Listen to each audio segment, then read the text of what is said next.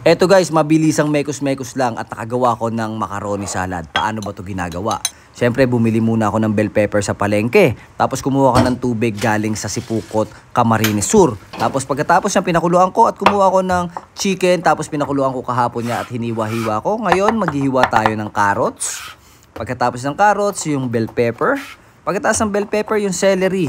Dagdagan nyo ng celery para mas masarap guys. Depende sa inyo. Tapos yung sibuyas, hiwain din natin. Tapos eto pineapple chunks, set aside natin. Tapos yung macaroni ngayon, pagsama-sama yung macaroni, carrots, bell pepper, celery, pineapple chunks, sibuyas, mayonnaise, Nestle cream, asin, paminta. Tapos yan, halu-haluin nyo. Tapos ihabol natin ito suka at honey para mas umasim at sumarap. Tapos naglagay ako ng keso dyan. Tapos dinagdagan ko ng pasas. Ayun lang. So big shoutout pala sa iyo, Sedi Dormido.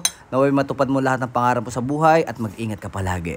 Kaya kung ako sa iyo, susubukan ko na to. Napaka-easy lang nito. Solid to guys. Napakasarap. Ingat palagi. God bless po.